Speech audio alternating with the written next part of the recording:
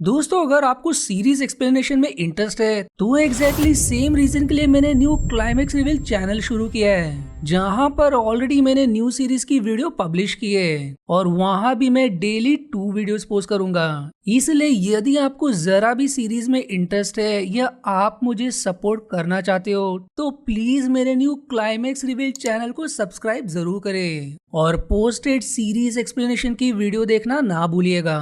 तो चलिए अब शुरुआत करते हैं इस मूवी के एक्सप्लेनेशन से।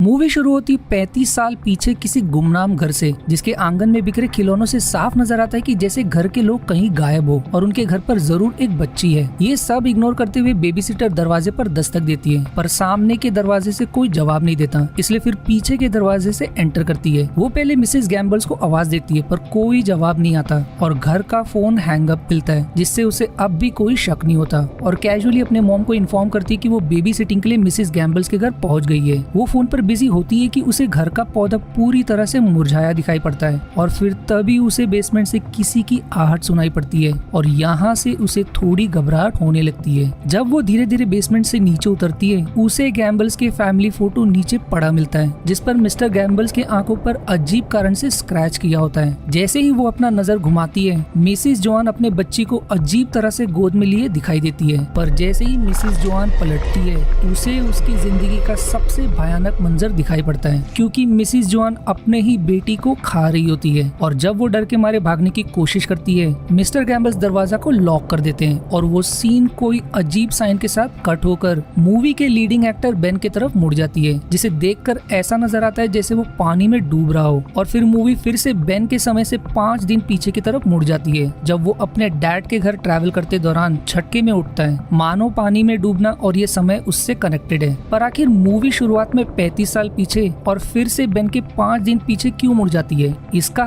काफी बड़ा प्लॉट है जो हमें क्लाइमेक्स में रिवील होगा। 17 साल के बेन का बैकग्राउंड दे तो उसके मॉम डैड का डिवोर्स चल रहा होता है, अपने फैमिली के फ्रैक्चर्ड सिचुएशन को हैंडल नहीं कर पाता, इसलिए डिप्रेशन में जाने लगता है। क्योंकि नेचर से वो काफी सेल्फिश होता है, जिसे दूसरों की खुशी की कोई पड़ी नहीं होती। इसीलिए एक बार अपने पड़ोसी के घर से डिप्रेशन की गोलियां चुराते दौरान भागते समय 2nd फ्लोर से गिर जाने के कारण उसका एक हाथ फ्रैक्चर हो गया। तब उसके डैड, जो एक लोकल मरीन चीफ है, उसे अपने साथ समर बिताने के इरादे से अपने घर इनवाइट करते हैं ताकि वो अपनी लाइफ बैक टू ट्रैक ला सके। बस सफर के दौरान एक बुजुर्ग महिला बेन के प्लास्टर पर बने ड्राइंग्स के लिए उसे लिटिल आर्टिस्ट कहकर उसकी तारीफ करती है। डैड के घर पर डिनर से पहले वो अपनी फैमिली फोटो नोटिस करता है, जिससे हमें उसके फैमिली मेंबर्स के बारे में पता चलता है। डैड उसे दिल से एक बाइसिकल गिफ्ट करते हैं ताकि वो यहाँ कम्यूट कर सके, पर सेल्फिश बेन रिजेक्ट कर देता है, बस इसलिए क्योंकि उसे मॉम से एक कार मिलने वाली होती है। वहीं डिनर के दौरान जब बेन गेम खेल रहा होता है, बेन के डैड से साफ समझ आता है कि वो उसे बहुत प्यार करते हैं और एक डैड के नजरिए से वो काफी कूल भी है। उनके अलावा बगल में टाई अपने rock and roll types wife Abby और अपने 2 बच्चों के साथ समर वेकेशन बिताने के इरादे से यहाँ ठहरे होते हैं। बेन अपने डैड से उनके मरीन के काम पर निकल पड़ता है, जहाँ उसकी कलीग मैलोरी को उस पर क्रश आता है, पर अपने डैड को उनके कलीग और न्यू गर्लफ्रेंड सारा के साथ देखने के बाद वो हैंडल नहीं कर पाता। उसी दौरान पड़ोसी एबी अपने बेटे के साथ हाइकिंग के लिए निकल पड़ती है और जब वो कहीं बिजी होती है, डिलन को पेड़ पर एक मार्किंग दिखाई देता है। इतना कम नहीं था कि उसके बगल के पेड़ से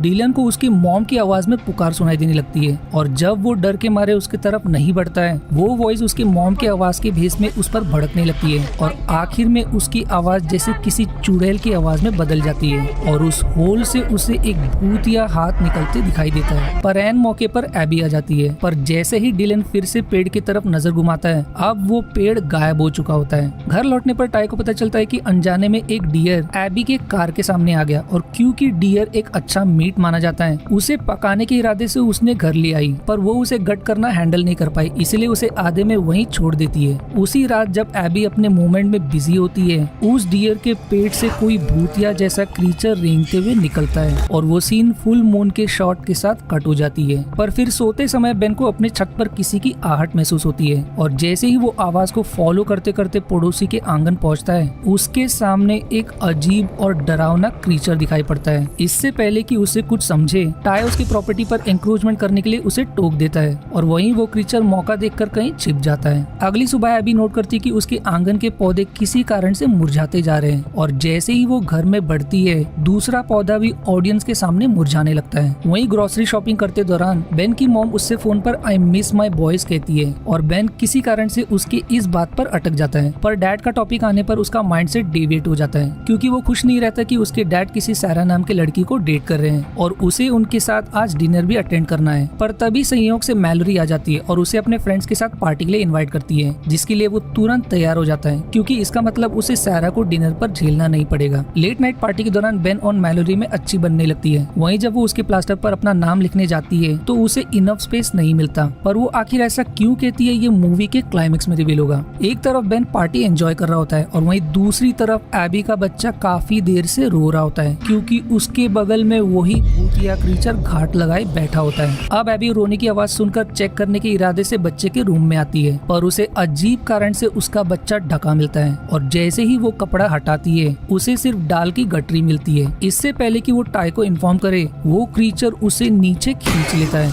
और वो सीन वहीं कट हो जाती है। पर उसी दौरान देर रात जब बेन लौटता है, वो नोटिस करता है कि एबी अनजान कारण से हाथ में कुछ लिए झाड़ियों में जा रही है। वो उसे पुकारता है पर वो पलटती नहीं है। वहीं उसके डैड उस पर बहुत बरसते कि उसने बिना बताए डिनर मिस किया। पर अगली सुबह टाई को देखकर ऐसे लगता है जैसे उसे कोई फिक्र ही नहीं कि उसका बच्चा मिसिंग है। वहीं एबी के भी अजीब हरकतों को देखकर ऐसा लगता है जैसे वो पोजेस्ड हो और अनजान कारण से डिलन को घूरने लगती है। हद तब हो जाती है जब डिलन अपने मॉम को अजीब हालत में अकड़ते हुए देखता है। अब आधी रात हो जाती है और बेन ऑफिस बोर्ड पर मैलोरी की पिक्चर ऑब्जर्व करता है। डैड के बिजी होने के कारण वो उसे उनके लिए रुकने को कहते हैं, पर बेन को जाना होता है इसलिए दिल पर पत्थर रखकर सारा से लिफ्ट लेता है, जो स्मॉल टॉक करने के इरादे से उससे शेयर करती है कि वो बहुत अच्छी कुक है पर मिल्क से उसे एलर्जी है। घर पहुंचने पर बेन को पता चलता है कि डिलन अपने मॉम से डरकर उसके रूम में छिप गया। डिलन की हालत देखने के बाद अब उसे भी उनके फैमिली पर शक होने लगता है, पर एबी को किसी तरह पता चल जाता है कि ना कि डिलन बेन के घर में है पर वो उसके रूम में छिपा है, इसलिए उसके घर पर दस्तक देती है। एबी अब एक साधारण रेड पीस में मूवी में ये सीन काफी डरावना लगता है। वो अजीब कारण से नीचे की तरफ देखते हुए पूछती कि क्या उसके पेरेंट्स घर पर हैं। जब बेन एबी को झूठ बोलता है कि डिलन उसके घर पे नहीं है तो वो उसका दूसरा हाथ तोड़ने की धमकी देती है, पर तब तक टाई आ जाता है जिनकी आवाज सुनते ही डिलन मॉम से बचते हुए सीधे डैड की तरफ भागता है। सोने के दौरान डिलन अपने डैड को वार्न करने की कोशिश करता है पर वो उसका बचपना समझकर उसे इग्नोर कर देते हैं। अब टाई सोने से पहले अपने घर में एक पूरा रूम खाली ऑब्जर्व करता है, पर उसे याद नहीं आता कि ये रूम पहले से खाली था या अब भी उसकी नजर गई। उसी रात जब टाई और एबी मेकआउट में बिजी होते हैं तब हमें एबी का असली रूप दिखाई देता है। पर अगले दिन बेन को पता चलता है कि डिलन हमेशा की तरह अपने मरीन क्लास के लिए नहीं लौटा, इसलिए तुरंत चेक करने के इरादे से टाई से उसके बारे में पूछताछ करता है। पर बेन के लिए हैरानी की बात तब हो जाती है जब टाई सीधे इनकार कर देता है कि कभी उसके पास कोई बेटा भी था। वो बेन के बार बार बताने पर भी यही जवाब देता है कि उसके पास कभी भी कोई बच्चा नहीं था।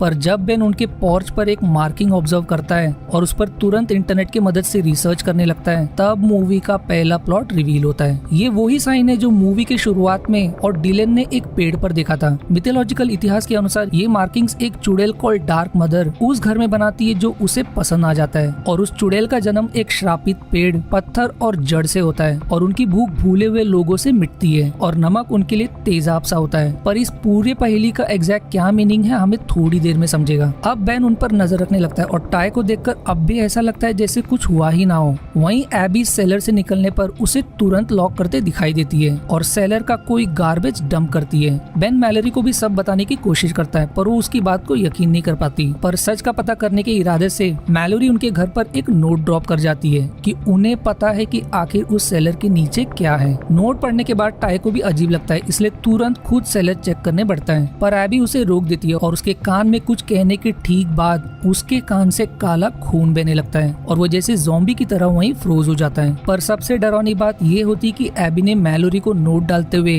और बेन को उस पर स्पाई करते हुए देख लिया होता है। अब रात हो जाती है और सारा अपना काम खत्म करके ऑफिस से निकलने लगती है, पर फिर तभी मैलोरी कुछ काम से आ जाती है। पर जैसे ही मैलोरी काम खत्म करके निकलने लगती है वो नोट करती है कि ऑफिस का डोर अब भी खुला है और वहीं उसके निकलने के बाद हमें दिखाई देता है कि मैलोरी का एक फैमिली पिक्चर मिसिंग है। वहीं बेन अब भी उन पर नजर बनाए रहता है। जैसे ही उसे रास्ता साफ दिखाई देता है वो तुरंत एबी के उसी गार्बेज को चेक करता है और अब वो और भी हैरान हो जाता है क्योंकि एबी ने किसी कारण से अपने बच्चे और डिलन के सारे सामान फेंके होते हैं और टाई अब भी ज़ॉम्बी की तरह पेश आ रहा होता है। वहीं एबी का शरीर जैसे उसी चुड़ैल के फॉर्म में धीरे धीरे बदलने लगता है। अब अगले दिन अपने परिवार को सेफ रखने के इरादे से अपने घर के चारों तरफ नमक बिछाने लगता है, पर फिर तभी बिना किसी वार्निंग के एबी डरावने तरीके से उसकी तरफ बढ़ने लगती है। पर बेन डर के मारे दरवाजा लॉक कर देता है और तभी कुछ स्क्रैच करने की आवाज आती है और फिर वो मैलोरी का नोट उसे रिटर्न करके वहाँ से चली जाती है। अब बेन और नहीं रुक सकता, इसलिए जब उनकी नजर नहीं होती है तो वो चोरी से उनके सेलर में घुस जाता है और वहाँ पर एक पेड़ पर अजीब सा स्कल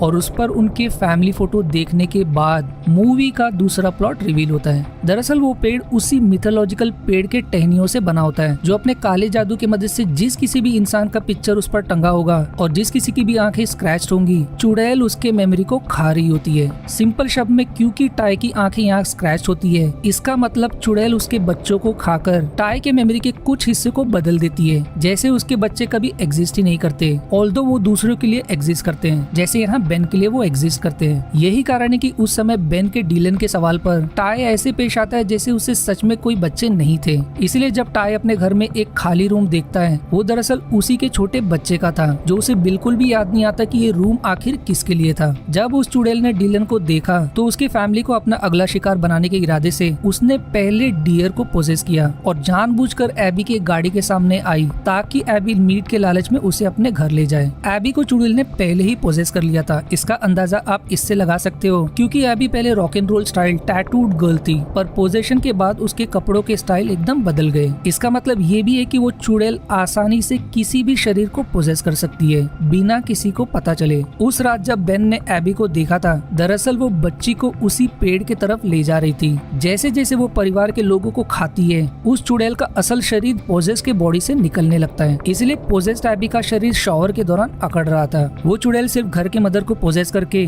उनके बच्चों का शिकार करती है, जिसके लिए वो सबसे पहले घर के प्रोटेक्टर्स की मेमोरी को गायब करती है और जब भी वो किसी पौधों के सामने आती है वो तुरंत मुरझाने लगते हैं। वो पेड़ भी सिर्फ इसलिए डिलॉन को दिखाई देता है क्योंकि चुड़ैल सिर्फ बच्चों को अपने तरफ लूर करती है। सबसे बड़ा धक्का बेन को तब लगता है जब उसे मैलोरी का वही मिसिंग पिक्चर मिलता है और अब हम जब उस सीन को फिर से स्लो मोशन में ध्यान से देखते हैं तब हमें खिड़की पर पोजेस्ड एबी साफ दिखाई देती है जो वहाँ उस समय उस पिक्चर को गायब करने आई थी ताकि वो मैलोरी के ताक झाक का बदला ले सके। यही कारण है कि मैलोरी को वो दरवाजा खुला मिला था। फोटो से साफ नजर आता है कि चुड़ैल का अगला टारगेट मैलोरी की छोटी सिस्टर लिली है, जो बेन को कंफर्म हो जाता है जब मैलोरी भी टाई की तरह किसी भी सिस्टर के होने को इनकार कर देती है। इसीलिए गार्डन में खेलते दौरान जब लिली मैलोरी को पुकारती है वो उसे स्ट्रेंजर किड समझकर कंप्लीटली इग्नोर कर देती है और जब तक बेन लिली तक पहुँचे पोजेस्ड एबी उसे अगवा कर चुकी होती है। पर लिली की चीख सुनते सुनते वो उस तक किसी तरह पहुँच जाता है और उसे बचाने की कोशिश करता है, पर वो चुड़ैल लिली को नीचे निगलने में सफल हो जाती है और इस हाथापाई में बेन एक पत्थर से टकरा जाने के कारण वहीं बेहोश हो जाता है। अब रात बीत जाती है और जब बेन को होश आता है वो पेड़ फिर से गायब हो चुका होता है, पर बेन की मुश्किल अब भी खत्म नहीं हुई होती क्योंकि जब वो घर लौटता है उसके घर पर पुलिस आई होती है क्योंकि उसने पड़ोसी के घर में घुसपैठ की थी। बेन को देखने के बाद डैड रिस्पॉन्ड करते कि उन्होंने उसे अपने रूम में रहने को कहा था और फिर Saira will give you some privacy कहकर वहाँ से चली जाती है। अब बेन डैड को सब समझाने की कोशिश करता है और उन्हें पड़ोसी के सेलर को चेक करने को बार बार फोर्स करता है, पर उन्हें लगने लगता है कि बेन फिर से डिप्रेशन में जा रहा है और उसे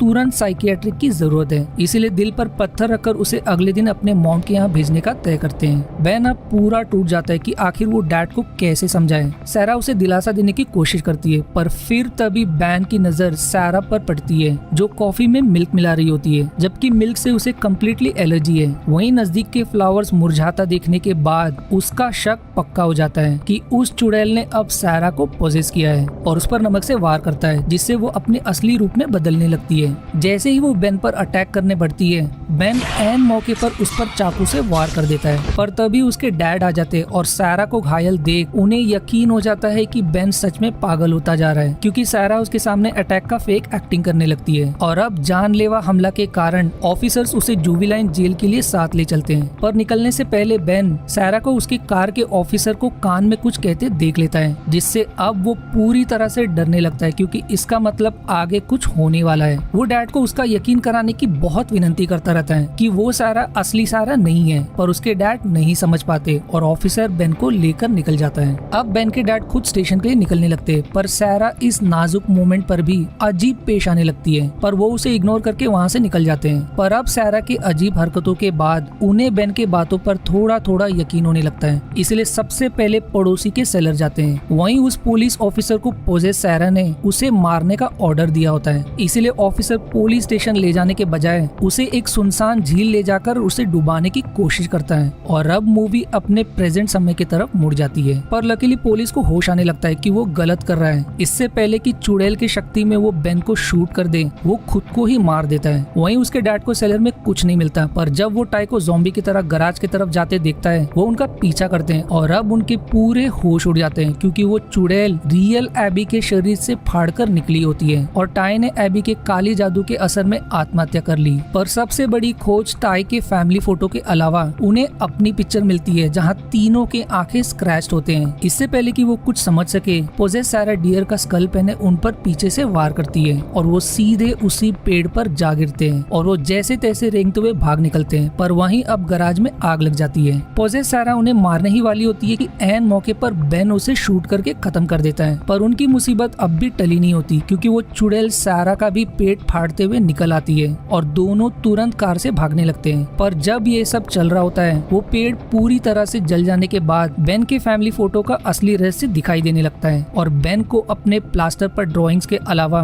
उसे कुछ याद आने लगता है। और यहाँ मूवी का क्लाइमैक्स रिवील होता है, जिसे समझाने के लिए मैं शुरुआत से शुरू करता हूँ। दरअसल पोजेस सैरा ने बेन की भी मेमोरी गायब कर दी थी। पेड़ के जल जाने के बाद उसे अपनी ओरिजिनल मेमोरी याद आने लगी कि कैसे जब वो बस में सफर कर रहा था, तब वो बुजुर्ग महिला लिटिल आर्टिस्ट कहकर उसकी नहीं बल्कि उसके छोटे भाई नेथन की तारीफ कर रही थी, जिसने बेन के पूरे प्लास्टर को ड्राइंग से भर दिया था। इसीलिए पार्टी के दौरान मेलरी को ड्रॉ करने के लिए उसके प्लास्टर पर जगह नहीं मिला, क्योंकि नेथन ने पहले ही उस प्लास्टर को ड्राइंग से भर दिया था, जो बेन को बिल्कुल भी याद नहीं था। यही कारण है कि एक समय जब अपने मॉम से बात करते दौरान वो उससे पूछती है कि how are my boys, Ben ने अपने ओरिजिनल मेमोरी में इसका कुछ जवाब दिया था, पर क्योंकि उसके मैनिपुलेटेड मेमोरी में उसे याद नहीं था, वो बीच में अटक जाता है। वहीं डिनर के दौरान बेन जो गेम खेल रहा था, वो दरअसल नेथन के साथ खेल रहा था। सैरा के साथ जब बेन डिनर मिस करता है, तब टेबल पर हमें 4 प्लेट साफ दिखाई देते हैं। पोजेस्ड एबी जब डिलन के खोज में सवाल करती है कि क्या उसके पेरेंट्स घर पर हैं, उसने सवाल दरअसल नेथन से किया था।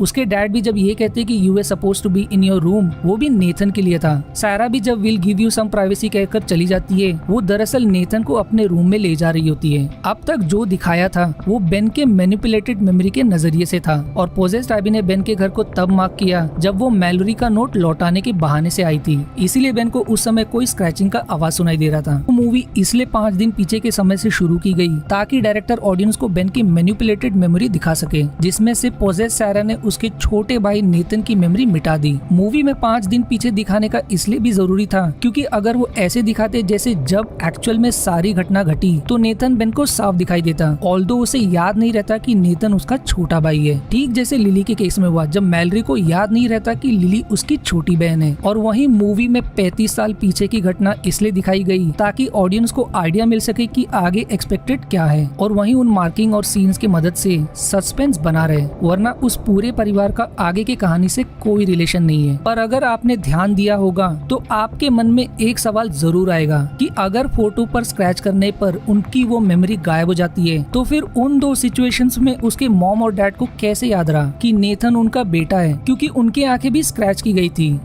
यहाँ मेरे ख्याल से comes into picture called perspective, जिसे आप नजरिया कह सकते हैं, क्योंकि मूवी के शुरुआत से जो भी सीन्स दिखाए थे वो बेन के दिमाग में चल रहे मेमोरी के एंगल से थे, ना कि एक्चुअल घटती घटना। इसीलिए बेन के उस मैनिपुलेटेड मेमोरी में उसे छोड़कर उसके डैड और मॉम को नेथन के बारे में याद रहता है और वो उसे देख भी सकते हैं। पर अगर सेम सीन्स उसके डैड के मेमोरी के पर्सपेक्टिव से दिखाई जाए तो उन्हें भी अपने मैनिपुलेटेड मेमोरी में नेथन नहीं दिखाई देगा और ना ही उन्हें अपने बेटे नेथन के बारे में याद रहता, जबकि उन्हीं की मेमोरी में बेन और उसके मॉम को साफ दिखाई देता और याद भी रहता कि नेथन उनके फैमिली का मेंबर है। अब सब याद आने पर नेथन तुरंत बचाने के इरादे से उसके रूम बढ़ता है, पर तब तक चुड़ैल ने उसको ले गई होती है। वहीं मैलरी का भी अपना ओरिजिनल मेमोरी लौट आता है और अपने सिस्टर को घर पर नहीं पाने पर उसे बेन से सब पता चल जाता है। इसलिए इससे पहले कि वो पेड़ फिर से गायब हो जाए, बेन तुरंत मैलरी की मदद से हिम्मत करके चुड़ैल की गुफा में एंटर करता है। उस खुफिया गुफा के कुछ अंदर जाने के बाद उसका सामना पहली बार डरावनी चुड़ैल से होता है जो डिलन को खा रही होती है। लकीली नेथन और लिली अब भी जिंदा होते हैं, जिन्हें वो कैसे तो गुफा से बाहर निकालता जाता है। इससे पहले कि बेन एस्केप कर सके, चुड़ैल उसके पैर को पकड़ लेती है, पर ऐन मौके पर बेन के डैड फुल स्पीड में अपनी कार उस पर चढ़ा देते हैं। अंत में पेड़ को जला देने के बाद वो लोग शांति से वहाँ से निकल जाते हैं। अब कुछ दिन बीत जाते हैं और मैलरी ऑफिस आने पर बेन के डैड के लिए रखे गेट वेल सून बुके से एक फ्लावर अपने बालों पर लगाती है और बेन को आखिरी गुड बाय विश करके